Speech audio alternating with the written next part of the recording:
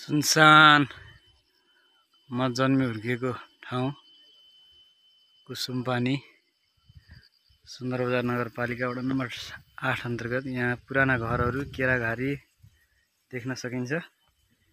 अहिले कुसुमपानी कृषि उद्यमले चाहिँ यो सुन्तला खेती गरेको छ।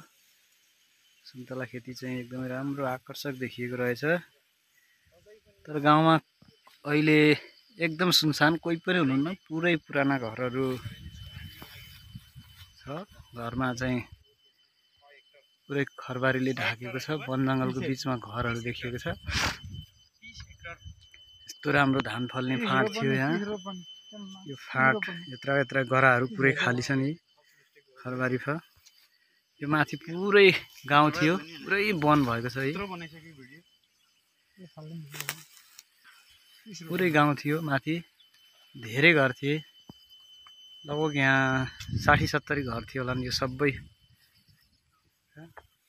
तर अहिले सुनसान एकदमै।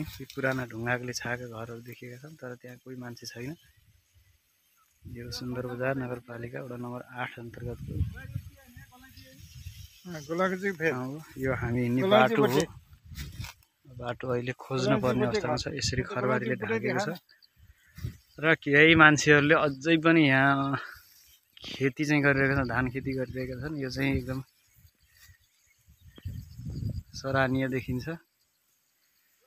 र माथि यहाँ पुराना घर वरिपरि केरा गाँचहरू आँप यही देखिन्छ। माथि पुरै जङ्गल ढाकेको छ। यो सबै जङ्गल भएको ठाउँ चाहिँ पहिला घर थिए।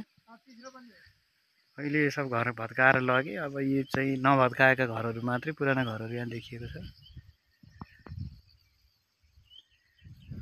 यो आफू जन्मे हुर्किएको ठाउँमा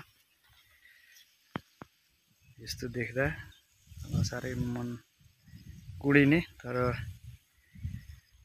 के गर्न सकिन्छ र।